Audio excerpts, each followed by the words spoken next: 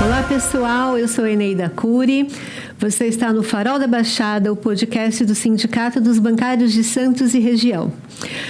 Se inscreva, ative o sininho, compartilhe, dê o like, que a gente vai gostar muito. Hoje eu estou com o Ricardo Saraiva Big e com o Luiz Soares. Ricardo. É um prazer estar aqui mais uma vez aqui no podcast do Sindicato dos Bancários e Região, o Farol da Baixada. Se liga, se oriente e siga o Farol da Baixada.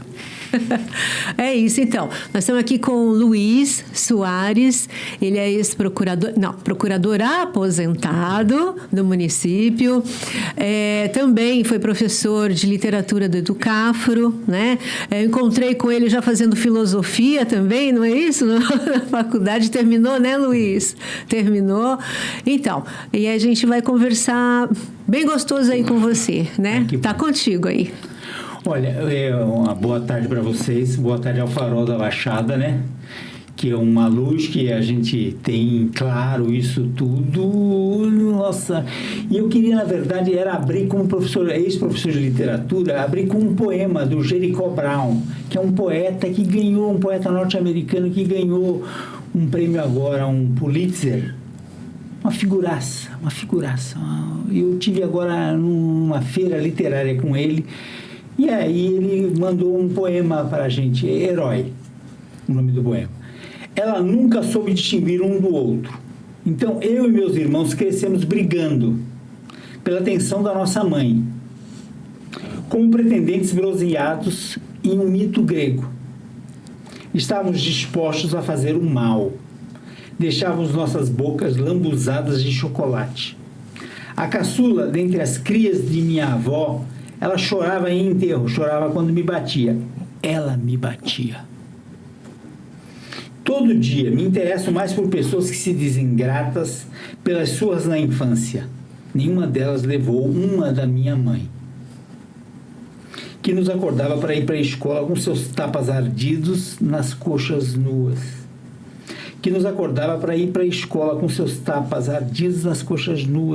Aquele lado da família mais preto. Eu devia ser grato, assim serei. Ninguém no mundo sabe quantos abortos aconteceram.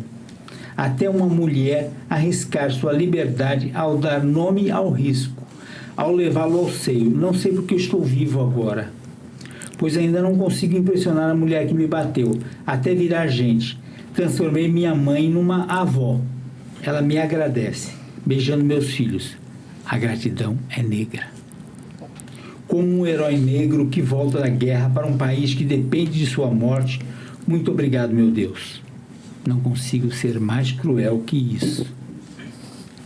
Esse é o Jericó Brown. Ele declamou esse poema lá na feira literária no Pacaembu, em São Paulo.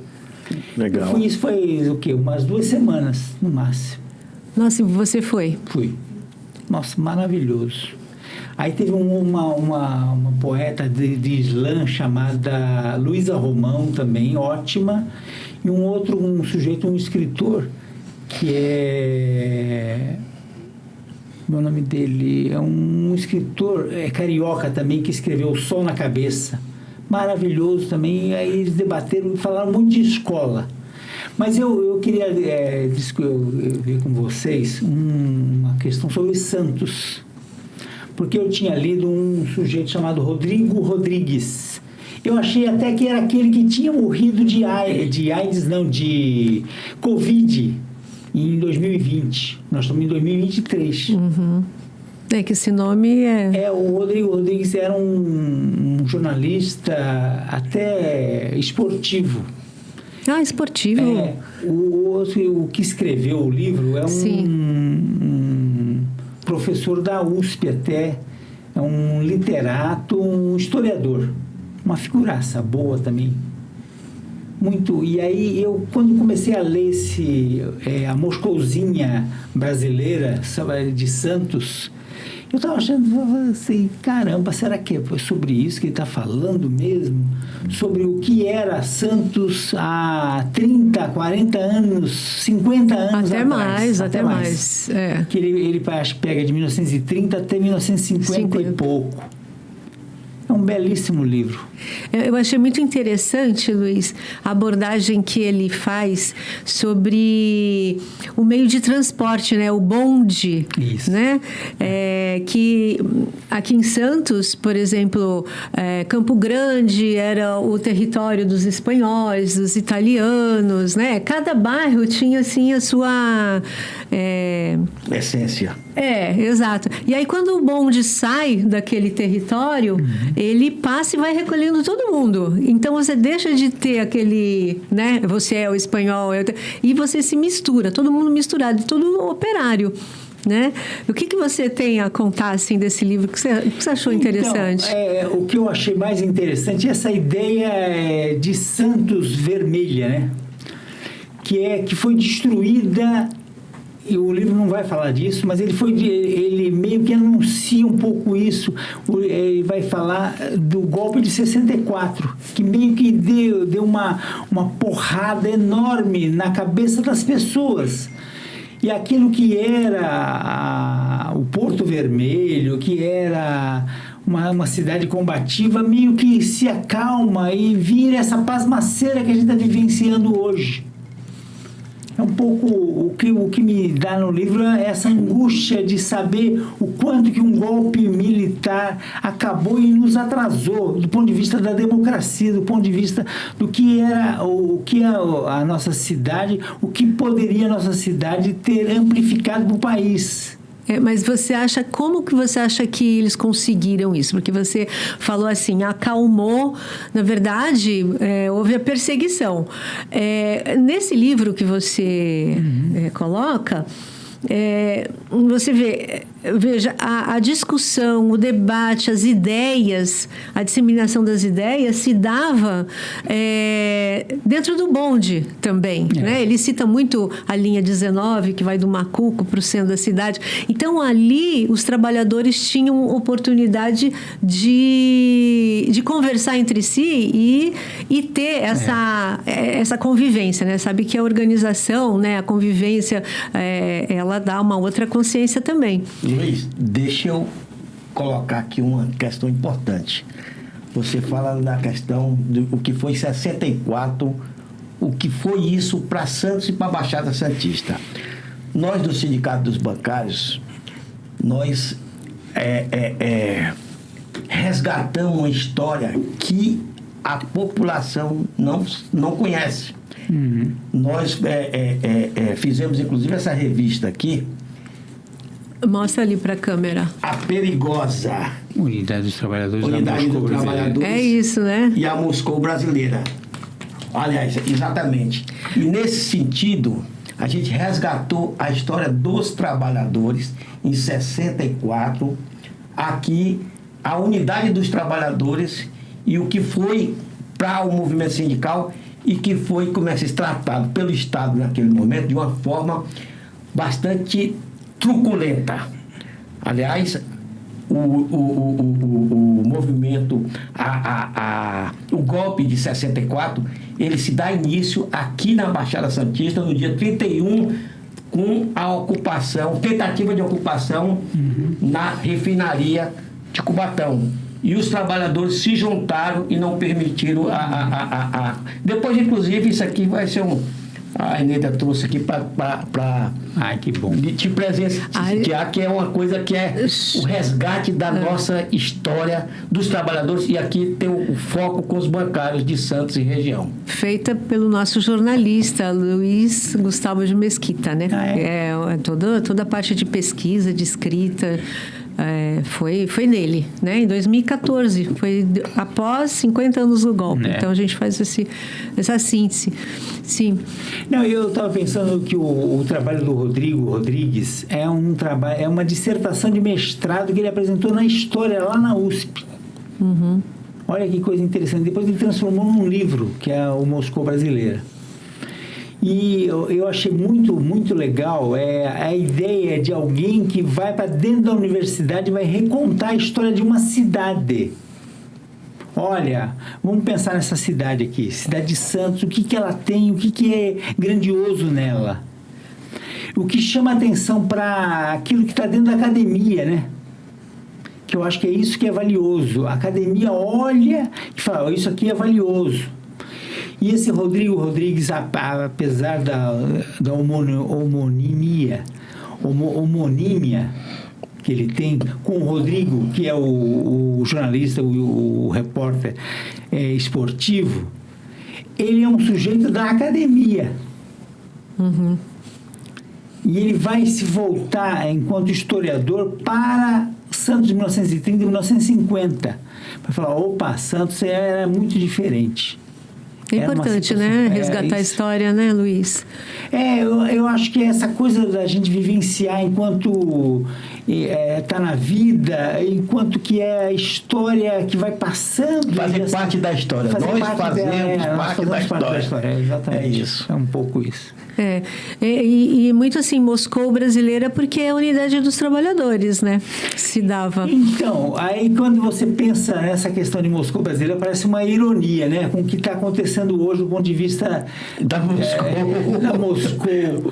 do exército de Wagner lá, o comandante Wagner, que olha e fala, essa Moscou. E ela cai em 89, né? Sim. Exatamente. A União Soviética cai em 89. Mas então, naquele momento, é bom a gente pontuar, naquele momento existia uma disputa entre a questão do socialismo e a questão do capitalismo. E naquele momento eles criaram a social-democracia para intermediar, porque, inclusive, em algum momento, o nazismo, o fascismo, ele... Na Segunda Guerra, né? Ele cresce exatamente fazendo contraponto a essa disputa, né? Por exemplo, hoje, na Rússia, como você fala, o que é esse movimento Wagner? É um movimento que ele é um movimento que tem o nome Wagner por ser um compositor erudito, mas com ideias ultradireitistas, quer dizer, muito antes de acontecer o nazismo, o fascismo, mas, por exemplo, mostra que essas coisas estão sempre relacionadas e estão sempre em disputa, né? Você sabe que eu estava lembrando, você estava falando do negócio do Wagner, tem uma coisa interessantíssima sobre o Wagner, porque ele era muito amigo de um filósofo chamado Nietzsche. Que também tinha as ideias direitas. E aí ele faz um enfrentamento com o Wagner. O Nietzsche faz um enfrentamento enorme com o Wagner. E aí racham a amizade entre Nietzsche e Wagner. E o Wagner vai ser um sujeito que depois, eu salvo engano, na literatura, vai ter Morte em Veneza, que vai ser um pouco sobre o Wagner. Que o Thomas Mann, um alemão, um escritor alemão maravilhoso, Sim. ele vai recontar a história do Wagner ali, que é em busca da eterna juventude, que é um pouco isso que se tem, que é o que o Wagner queria, pelo menos é o que achava o Thomas Mann. E Luiz, você que gosta de literatura, fugindo um pouquinho só, uma curiosidade aqui, você já escreveu algum livro? Então, eu estou tentando, como eu sou muito crítico, aquela coisa, isso aqui dá uma porcaria, não vou escrever. Então, eu acho que é isso, eu não consegui, mas a minha vontade é escrever mesmo um livro. Crítico com você mesmo, né? Você lê, mas você pode se surpreender, né? Mas então, você que está nos ouvindo, coloca aí pra gente o que você acha dessa ideia do Luiz escrever um livro. Fala pra gente, é legal? Esse é o Luiz? Esse Vamos é o ver desafio. O que os amigos falam. Os amigos e os inimigos. E os inimigos. E sobre o que você escreveria? Então, eu acho que é sobre política e sobre filosofia, né? Eu acho que essas duas coisas, sobre literatura, obviamente, né? Aí vai uma misturança de tudo, né? E você acha que a filosofia te ajudou a compreender, claro, compreender melhor a realidade, o que aconteceu com Santos, ou é uma coisa assim, só de conhecimento? Ajuda, né? Bastante, ajudou. O que é que você analisa e como é que você... Então, O que eu vejo na cidade de Santos é um negócio muito, muito louco, né? Porque, na verdade, a gente está numa situação que vai enveredando por um caminho que você olha e fala assim, para. Na política, você percebe que a direita e a extrema-direita se juntou com o governador do estado de São Paulo, que é da extrema-direita, para ter uma Cunha aqui em Santos. Quem é a Cunha? Não vou nem falar o nome dela, não vale a pena. Mas é um pouco isso. Não vale nada. Não vale nada. Não vale nada falar. Não vale nem mencionar, né? Eu estava pensando exatamente nisso. Mas será? Eu já ouvi outro tipo de análise, que as pessoas daqui que poderiam estar concorrendo também, estavam indo para o partido do governador, justamente para fazer frente à ultradireita que vai aparecer. Não, eu não sei, né? Pode ser uma leitura, ninguém escapa disso, porque na verdade a gente tem que ter uma compreensão do sistema como um todo. O que eu estou achando é que a esquerda tem que fazer um enfrentamento com isso, tem que mostrar que vem. Que veio, se mostrar. A esquerda tem que se mostrar. Dizer para as pessoas, olha, a gente tem uma outra forma de conceber essa realidade. Essa realidade não pode ser isso que as pessoas querem normalmente. Então, a realidade tem que ser demonstrada de uma outra forma. E tem que dar uma fala para as pessoas, tem que dar um motivo para as pessoas. Acho que é isso que a esquerda tem que mostrar. É óbvio que a gente entra numa situação complicadíssima, que é, de um lado, você tem a extrema-direita que ela quer continuar fazendo as suas, fazendo a sua visão de mundo.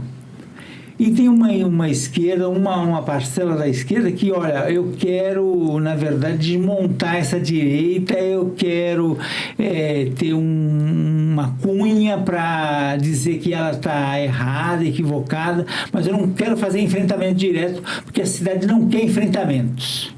Não mas quer. Então, aí eu acho que a gente precisava conversar um pouco mais, porque a cidade não quer enfrentamento, vírgula. Nós tivemos alguns momentos, por exemplo, quando houve aquela demissão de 5.000 trabalhadores no porto, que inclusive a Thelma de Souza era prefeita da cidade. A cidade não queria um enfrentamento, mas foi necessário paralisar a cidade para reverter aquelas demissões, e foram revertidas todas elas. O que eu quero dizer com isso? Quero dizer com isso que é o seguinte: a oportunidade passa, o cavalo passa, você monta ou não monta? Porque é isso. Hoje o país está se discutindo entre direita. Aqui em Santos, por exemplo, nós vamos ficar discutindo entre a ultradireita e a direita? Ou nós vamos ter que construir, criar uma alternativa real que possa chegar ao segundo turno, uma unidade da centro-esquerda, uma unidade com um nome que seja viável para isso, e a partir daí disputar de fato essa cidade e a mente das pessoas daqui de Santos? Essa é a pergunta colocada. Queria te ouvir sobre isso. Então, o que eu acho, na verdade, é assim, que tem que ter uma fina sintonia sobre essa questão. De um lado, você tem a extrema-direita querendo se colocar na cidade, querendo dizer, a cidade não está terminada e eu quero continuar a fazer o meu projeto de cidade. Ou, em outras palavras, eu quero dar emprego para meus amigos. E você tem uma centro-direita na cidade dando emprego para os amigos. Eu acho que a gente tem que fazer o combate. Olha, não é uma cidade que dá emprego para os amigos. A gente vai ter que fazer um governo de enfrentamento em relação a isso. Estudar como é que é esse orçamento, estudar como essas coisas se dão e fazer enfrentamento na verdade, você ter uma visão de que você pode ser diferente disso. Eu acho que essa é uma questão. Como você é diferente? Eu sempre penso numa figura que nos deixou há algum tempo, que é o Sérgio Servo da Cunha, que vocês conheceram bem. Grande personalidade. E que a gente perdeu na cidade, né? Sim. que é um cara que foi vice até da Thelma Nesse período. nesse período. Nesse período. É um Que pensador, foi né? de 89 a 92. Foi isso? 89 a 92. Foi 82. 89 a 92, eu acho. não Que aí em 93 entra o Davi Capistrano, que eu sei Davi. disso. E quando 93. 93. É, de 89 a 92. 89, 90, 91, 92. Tá, e porque 82 eu acho que foi. E ela vai ganhar a cidade com 30 e poucos por cento dos votos, no Porque máximo. não tinha segundo turno Não tinha naquele segundo momento. turno naquele momento. Inventaram o segundo turno. E uma Verdade. legislação inventou o segundo turno. É verdade. E eu lembro, Luiz, que nessa época eu não morava aqui em Santos, né? Estudava fora, mas quando vinha, né, me inteirava das coisas. E eu lembro que quando ela entrou, era assim, oposição era demais. Ao final do governo dela, não tinha oposição. Todo mundo teve que se render. É tanto que ela conseguiu eleger o seu sucessor, que foi o Davi Capistrano, que também fez o governo voltado com as mesmas ideias do governo da Thelma. Mas eu acho que de saúde dela. é o que você falou, eu acho que é correto. É um desafio também de mostrar para as pessoas, ou de cair a ficha das pessoas, no geral, né, de que pode ser diferente. Né?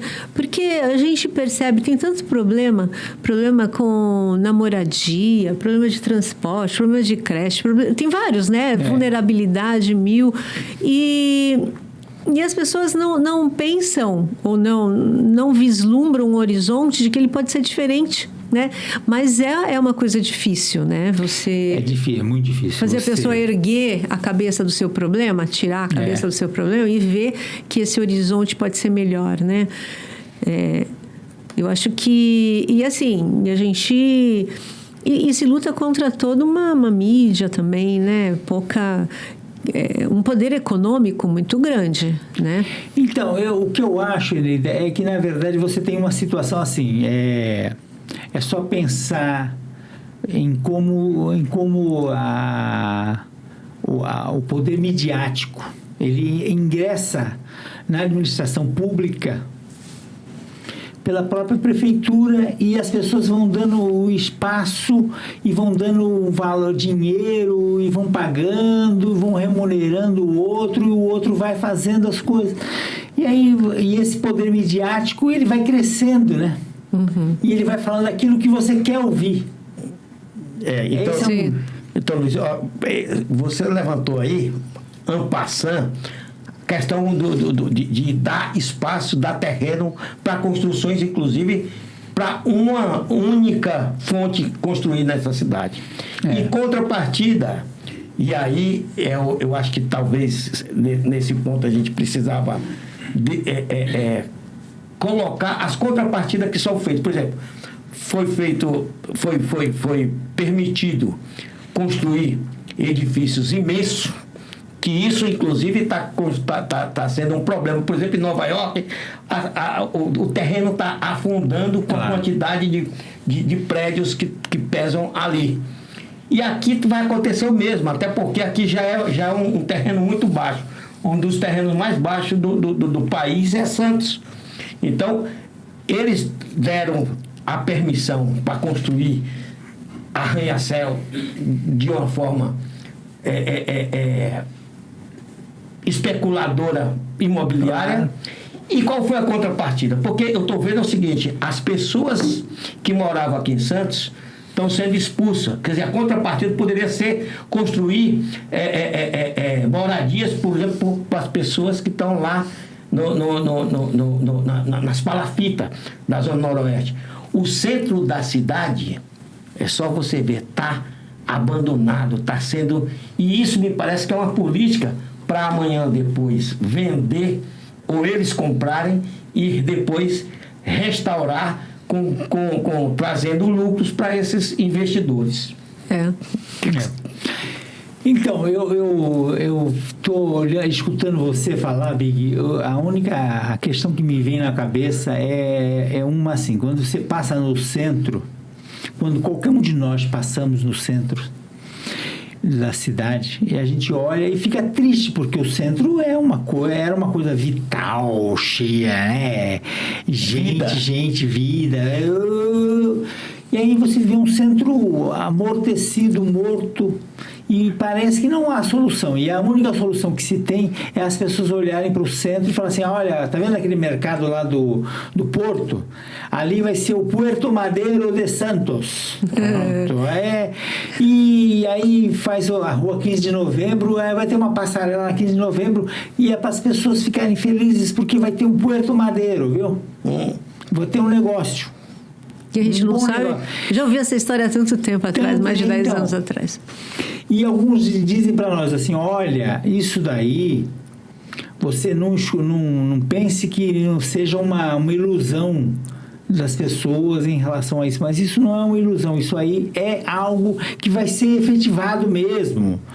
Então você confia que vai passar o submarino, a ponte, o viaduto, o túnel lá para o Guarujá, para qual é o nome lá do Vicente Carvalho.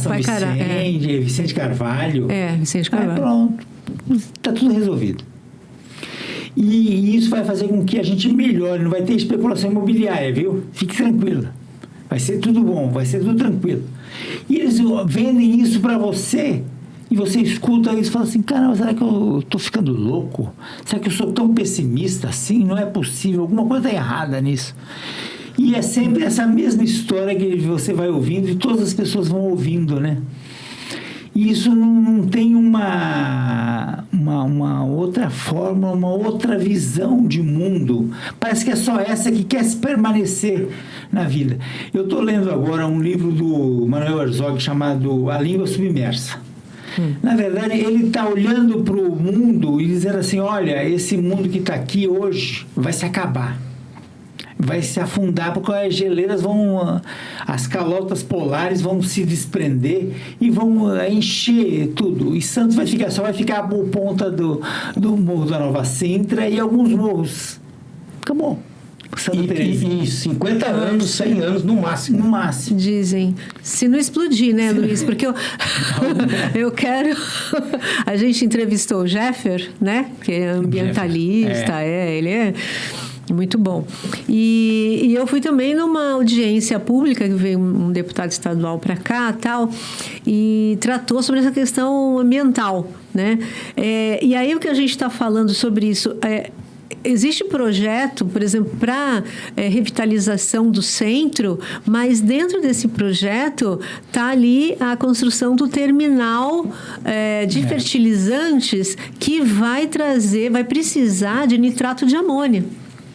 E esse nitrato de amônia, segundo a explicação, tem uma capacidade explosiva de 835 vezes aquela explosão que aconteceu no Líbano. Nossa Senhora. Mas, então, o projeto é revitalização do centro da cidade, mas está incluído isso. O que ninguém fala é que está incluído esse negócio. Com bomba.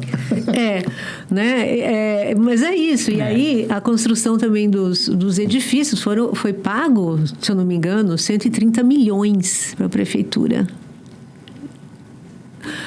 Como contrapartida, outorga onerosa, que chama, né? 130 milhões. O que a prefeitura fez? Construiu moradia popular? Fez alguma coisa? Não. Fez revitalização da ponta da praia, que é valorizar aquela revitalização que foi feita, né? Foi com esse dinheiro. Inclusive, ou seja, o mercado de peixe, né? Ou seja, valorizou o próprio empreendimento daquele grupo que está construindo lá. Entende? Então, não é só dar o emprego para os amigos, mas é isso, esse dar emprego é bem largo. Dar esse dinheiro, né? O dinheiro para eles mesmos, né? O emprego para os amigos e para quem me apoia. Sim. Acabou. Sem dúvida. Aí você vai dando emprego, vai fazendo melhorias, vai dando nome de rua. Isso também, né? É importante que é mudar o nome de viaduto, de rua. Mas isso é simbólico, né? Porque você dá o nome de rua ou viaduto para bandeirantes, para opressores, né? Para opressores. Isso é... Então, Eu acho que é para os opressores e também para os bons amigos, os Sim. que me apoiam, que mandam dinheiro para mim e que fazem as coisas. Eu acho que Santos tem que dar um pulo, um salto em relação a isso. Tem que fazer enfrentamentos mesmo. Eu acho que Santos é possível. E Santos, que eu falo, é assim, a esquerda como um todo, ela tem essa possibilidade de fazer enfrentamentos. Olhar para isso e falar assim, ó, isso está errado. Isso, eu não sou pessimista, mas para esse tipo de caminho que vocês estão indo, é um caminho sem volta, é um caminho de destruição. Uhum. Esse caminho está errado, está equivocado.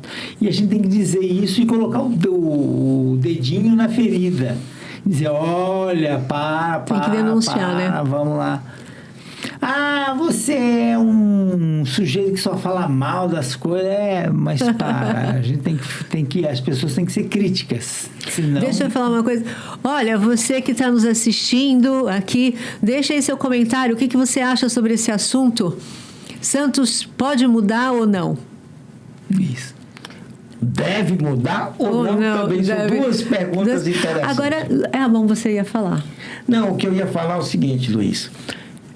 Eu concordo com você. Agora, como que a gente constrói essa alternativa? Porque essa alternativa, ela só vai ser construída de fato se a gente começar a ver uma opção que venha para contrapor essas ideias. E isso personifica em pessoas. Como que a gente faz? Porque eu acho que, por exemplo, a esquerda tem a responsabilidade de trazer alternativas.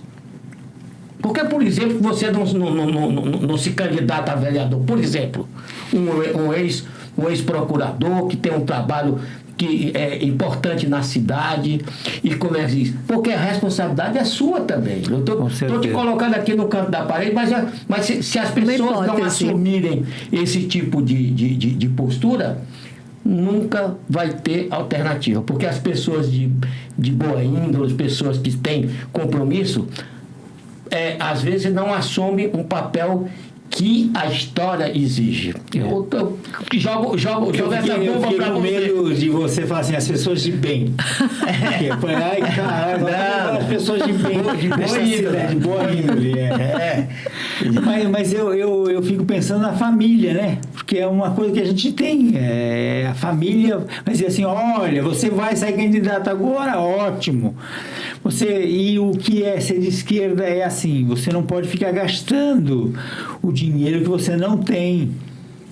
Não dá, é muito complicado. E sair candidato hoje é um negócio complicadíssimo. E as pessoas têm que olhar tudo isso e saberem que, na verdade, a minha família aprova, será que eu tenho dinheiro, não tenho, o que eu vou fazer? Tem muitas coisas, muitas variáveis, né?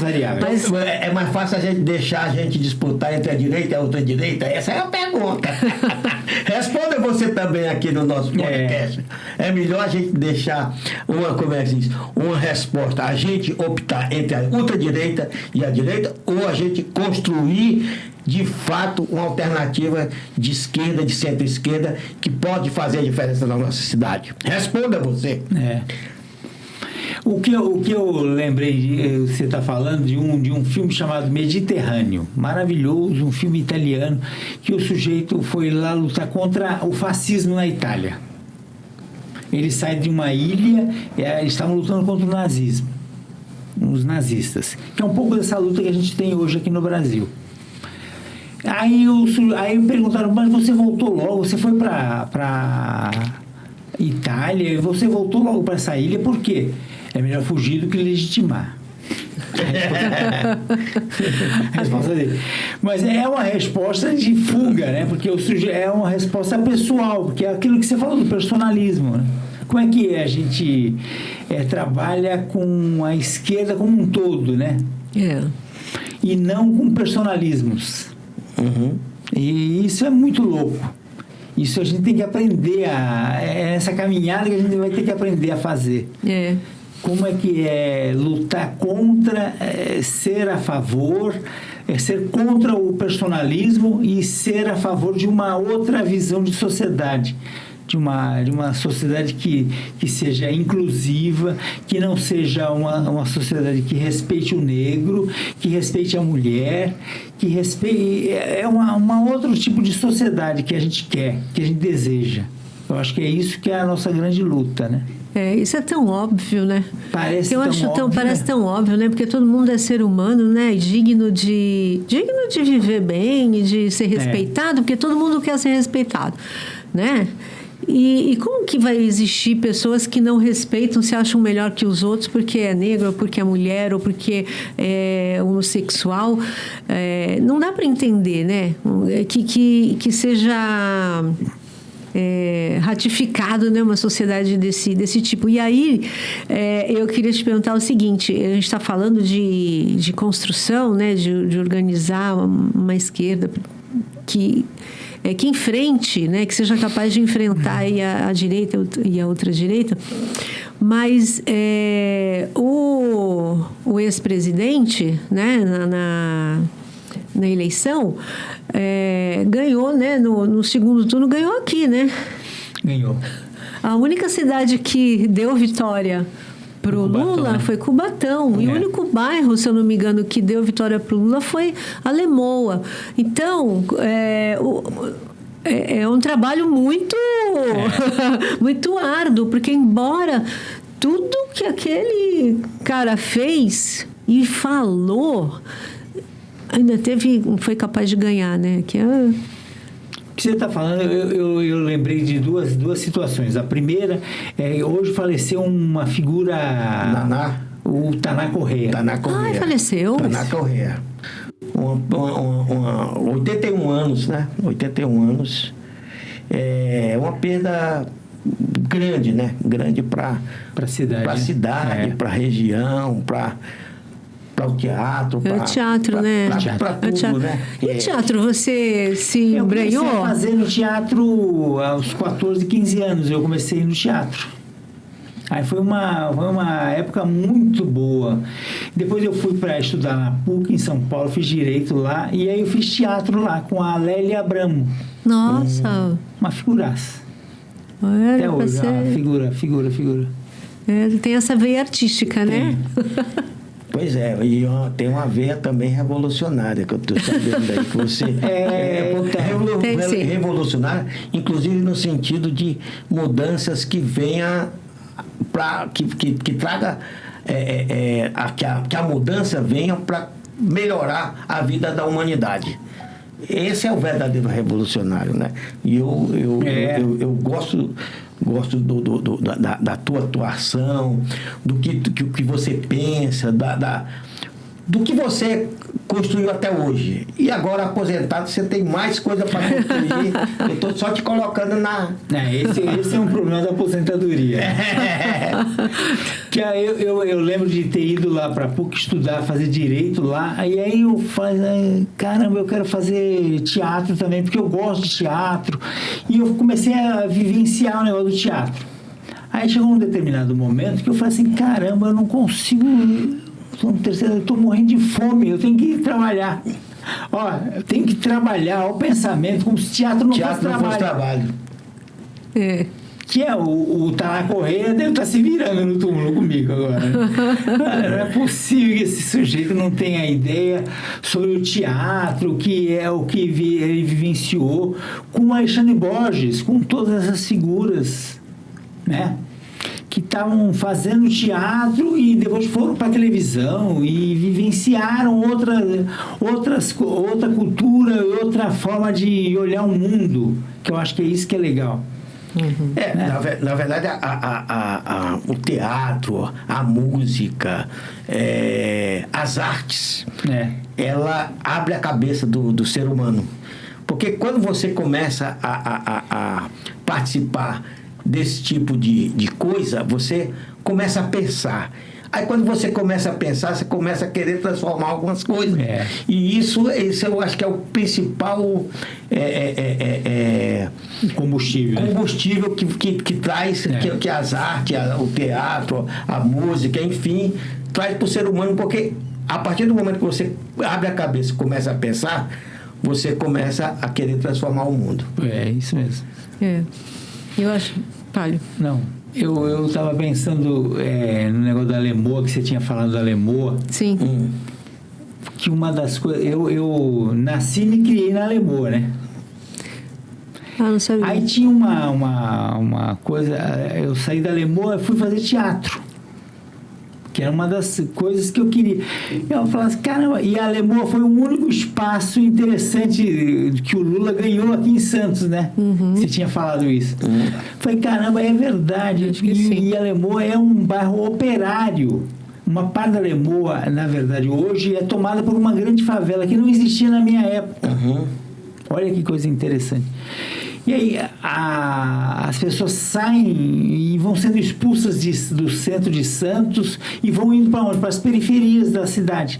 A Lemoa, aquela parte lá da Zona Noroeste, o DIC, e aí elas vão ocupando. E aí a gente vai ter o quê? Vamos fazer políticas habitacionais para resolver o problema habitacional que essas pessoas estão tendo. Olha que maluquice que é isso. Que é o capitalismo expulsando as pessoas do território. É o direito à cidade. Então, a Thaís também, a Thaís Modesto, Thaís Helena, ela milita nessa área ela é assistente social e milita nessa área da habitação, né? E ela é oriunda das Palafitas, a família mora lá, ela mora lá e tal. E ela estava dizendo que, aliás, você vê em qualquer jornal, as famílias das palafitas estão sendo colocadas para São Vicente. Tem até nome, o conjunto habitacional. São muitas, acho que é 2.000 e não sei quantas famílias, vão ser milhares de famílias. Elas estão sendo tiradas de Santos e sendo dado casas para elas em São Vicente, jogadas para São Vicente. Eu perguntei o que será que o prefeito de São Vicente ganhou com isso, né? Com essa... Porque ele já tem muita gente em conjunto habitacional, em favela e tudo mais. Então, vai receber... Então, isso que eu te falo. Recebe milhões e faz reforma na ponta da praia para valorizar o empreendimento daquela empresa.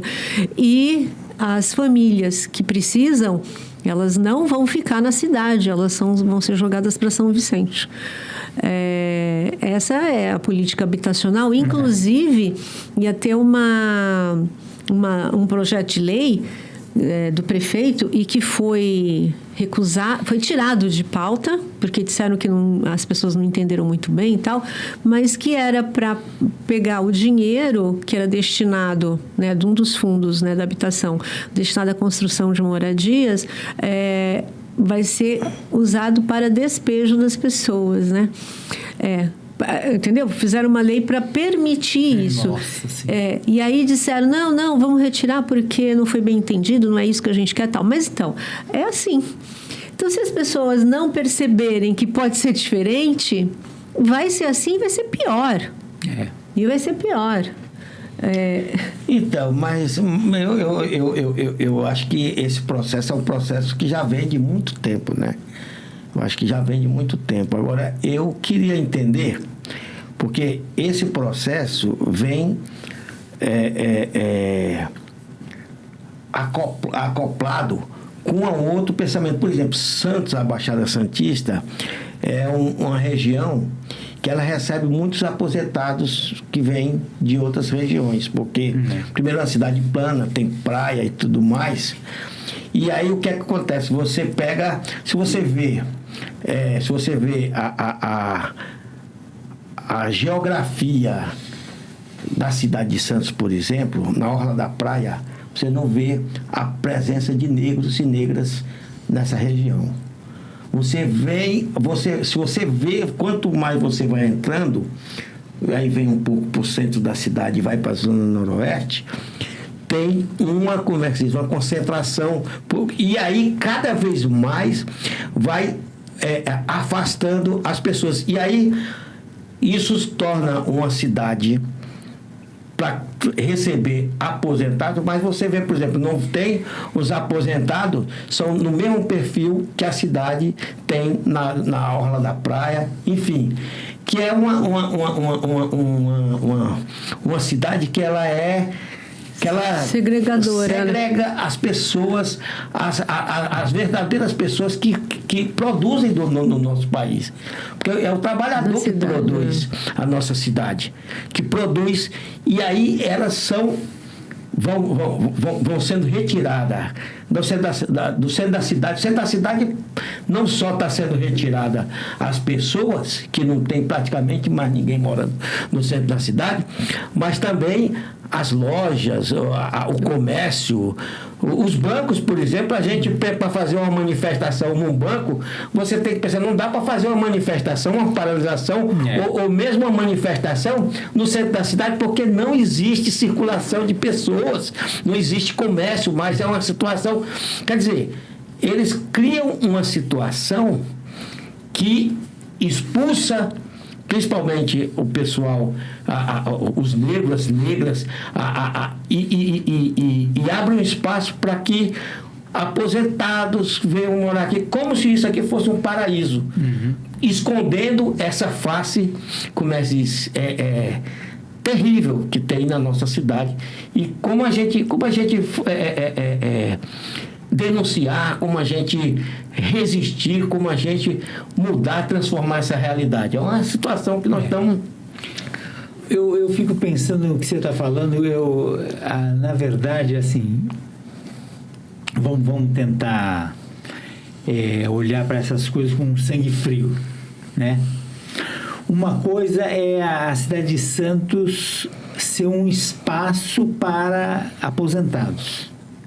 Aí a gente olha para isso e as pessoas estão lá em São Paulo, estão em outros lugares do Brasil inteiro olhando para isso assim, falando, caramba, aquela cidade lá tem uma oportunidade para mim.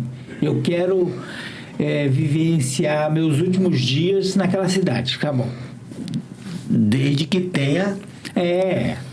É um pouco de grana. A pessoa vai, olha, eu tenho grana, então eu vou para lá. Pronto. De um outro lado, a cidade por si só, ela tem que ter um olhar, o prefeito ou a prefeitura, ou quem vai olhar para a cidade como um todo. Eu tenho que olhar para o aposentado, tenho que olhar para a pessoa negra, tenho que olhar para a mulher, tenho que olhar para todos os estratos sociais. Falar assim, eu quero inclusão nessa cidade. Como é que eu faço isso? É o olhar do administrador. Ele tem que ter isso e a legislação tem que prever essa possibilidade. Claro. Senão, não adianta. Senão, é uma cidade estratificada mesmo. Que aí vai ser uma cidade para aquela pessoa excluir o outro. Eu excluo. E aí, não é nem por decisão minha, mas indiretamente ele está decidindo. Que é um pouco isso que acontece na nossa cidade, que as pessoas estão decidindo sobre isso, mas não estão se dando conta. Elas vão excluindo e achando que aquilo lá, a pessoa não quer participar. Que é natural. Mesmo, que é natural. Aí naturaliza o processo. Um pouco isso. Maluco. Eu acho que assim, se segrega. Na verdade, assim, quem tem dinheiro no mundo capitalista é assim, né? Quem tem dinheiro paga pelos benefícios. Paga por uma casa melhor, paga pelo local melhor, paga por tudo. Quem não tem dinheiro vai procurando se ajeitar onde pode, né? E eu acho que todas as cidades, não sei se todas, mas eu imagino que as grandes, pelo menos, sejam assim. Os bons lugares, a praia, são pros, né? E aí a gente vê o que se fala de racismo, na verdade, estrutural. É isso. Quando você vê o mapa daqui de Santos, é exatamente assim. A orla da praia é branca e conforme vai adentrando, vai ficando as pessoas negras, né? Vai escurecendo. Exato. Um pouco isso. Eu lembro quando o Davi Capistrano era prefeito aqui da cidade, nós acompanhamos bastante. tinha um projeto de ocupação do centro da cidade. E naquele momento, o centro da cidade ele deu uma revitalidade, porque existiam pessoas. Você passava na cidade, por exemplo, à noite, você via as pessoas nas calçadas conversando e tudo mais. Essas coisas acabaram. Uhum. E me parece, Luiz, eu queria que você opinasse sobre isso, me parece que essa coisa é um projeto pensado para esvaziar o centro da cidade, porque, por exemplo, você vai na Europa, por exemplo, as pessoas moram no centro da cidade. Aliás, toda a população, a maioria mora no centro da cidade, porque ali você sai, você está perto de tudo, você está no supermercado, está do lado, você tem cinema, tem tudo. E aqui estão tirando essas condições.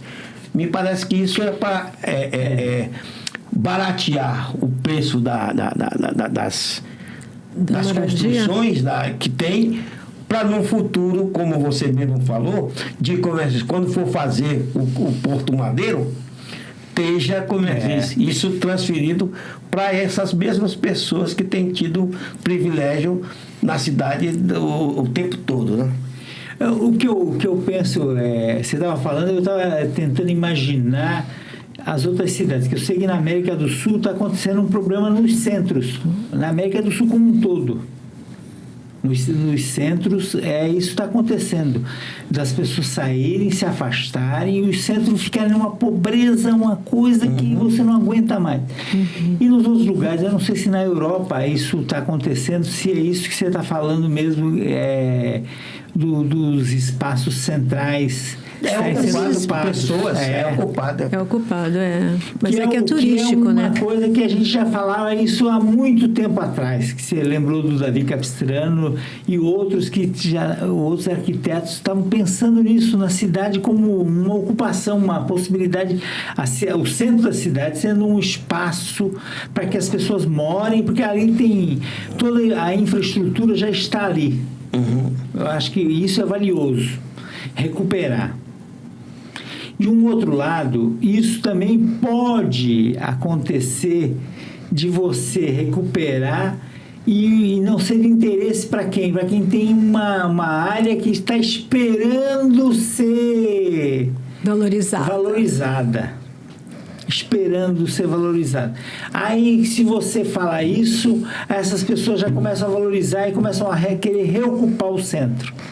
Então tem que ter um cuidado danado em relação a isso. Ao mesmo tempo que a gente olha para essa situação, é uma situação que clama urgência na solução do problema, mas ao mesmo tempo a gente não pode dar para aquele que está querendo que o terreno seja revitalizado, o centro revitalizado, e o cara ganhe com isso. Opa! Para. Tem uma outra noção em relação a isso. Eu acho que teve algum interesse em revitalizar, em construir equipamentos e revitalizar sítios para o turismo, né? Porque assim, dizem, né, que a vocação também de Santos é o turismo. Mas é um turismo... Eu não sou especialista, não sei números, me parece mais de baixa intensidade, né? O pessoal mais aqui de São Paulo, do interior de São Paulo, não é assim um turismo... turismo de um dia, de um final de semana, as pessoas alugam, né? Tem vários apartamentos aí para serem alugados e vão para a praia, né? Então, é um desafio tornar Santos, por exemplo, o Santos da cidade, habitável novamente, né? O que a gente propunha, o que a gente falava muito com esse déficit habitacional que existe, com os cortiços, porque chamam inclusive de moradias subnormais, né? O IBGE chama assim. O dispositivo da Constituição e do Estatuto das Cidades que permite que seja colocado a desapropriação de um terreno ou de uma casa que esteja para especulação, que não esteja cumprindo a sua função social, né? Existem mecanismos, mas existe falta de vontade política, né, de enfrentar essa... Você tocou num ponto importantíssimo, porque existe legislação, né? Isso. Eu, quando vejo os mecanismos na legislação como um todo, que é o Estatuto da Cidade, a própria Constituição Federal, você olha e fala, eu tenho possibilidade para fazer diferente e não faço por quê? Isso. Falta vontade política. É esse outro olhar, essa outra forma de ver as coisas que norteia, na verdade, o pensamento de esquerda em relação ao pensamento da direita. E os caras querem conservar isso para renderem mais, para terem mais renda lá na frente. Isso. E a gente não quer isso, a gente não quer que as pessoas tenham renda lá na frente. A gente olha e fala, olha, tem possibilidade de solução para isso, para já. E não é para daqui a 20, 30 anos. Isso. É para já. E a gente quer que todo mundo viva bem. Que todo mundo viva bem. Né? E não uns explorem outros, né? E deixam muitos sem condição, né? De ter uma vida, de ter um futuro, de ter sonho, esperança. Eu acho que é por aí. Eu acho que você colocou certo. É isso que diferencia muito, né? É o olhar humano do olhar do lucro. Do olhar do lucro. Eu acho que é um pouco isso mesmo. É isso. Eu estava aqui escutando você falar e pensando o que essa cidade, o que nós podemos fazer para essa cidade, eu estou dizendo os moradores dessa cidade, para a gente começar a reverter essa situação. Porque é uma situação que parece o seguinte, os governos que estão sucedendo, eles têm uma política, e você colocou bem, é uma política para dar emprego para os amigos e interesses para outros amigos, mas não existe a possibilidade de você construir uma cidade para a população, para os que precisam, porque é isso, você vê, aliás, vai ter eleição ano que vem, você vê a cidade está toda cheia de asfalto em tudo quanto é lugar. De obras, né? Obra em tudo quanto é lugar, você não consegue nem andar direito na cidade. Agora, é sempre pro lado de lá. O lado, por exemplo, da Zona Noroeste, os problemas das enchentes lá continuam do mesmo jeito. Passa governo, sai, entra governo, e os problemas são os mesmos. E aí nessas construções que são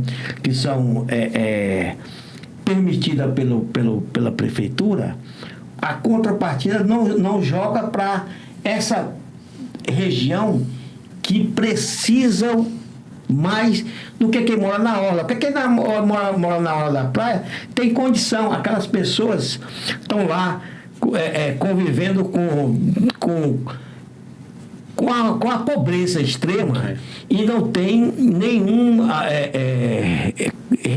reforço ou apoio para sair dessa situação. Muito pelo contrário, qual é que é a posição? É expulsar, mandar para outra cidade, para outros locais, cada vez mais longe do centro, onde você pode viver melhor. Quer dizer, você não, cada vez que passa, você não vive, você vai sobreviver do que qualquer outra coisa.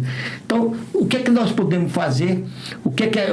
Qual é que é a demanda que nós precisamos, nós enquanto esquerda, para que a gente possa realmente virar uma alternativa para isso, porque a gente parece que não consegue dialogar, e essa questão da internet, porque eles conseguem fazer uma comunicação bem melhor do que a gente, né? E a gente não consegue. O que você está falando, na verdade, eu tô pensando assim, há duas situações, né? Uma que é aquela velha história do temporário. Você fica 4 anos, você faz uma baita de uma administração, aí você elege o sucessor, faz uma administração também para a maioria do conjunto da população, e aí sai fora.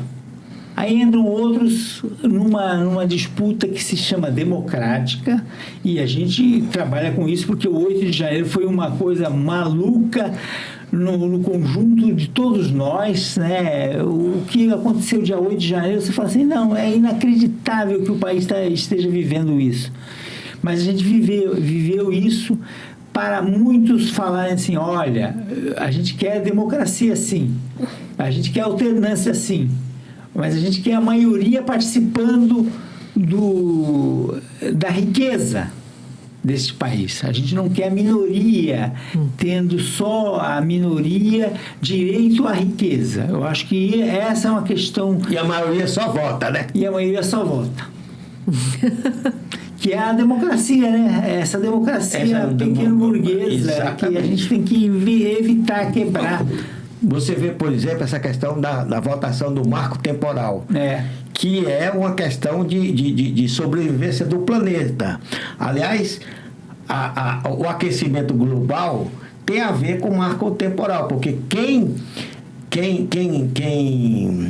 mantém de pé as florestas e, portanto, garante a gente respirar com ar tranquilo, principalmente os povos originários, né? Os indígenas. E aí, você vê, os 3 deputados federais da nossa região aqui, como votaram? Votaram contra o povo. Contra o povo. Votaram tanto o Paulo Alexandre Barbosa, tanto como é que é? Rosana Vale e o Mourão.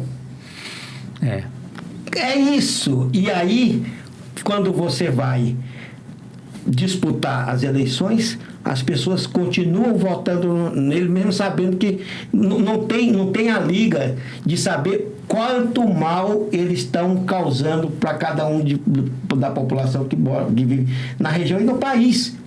Isso nós precisamos estar denunciando.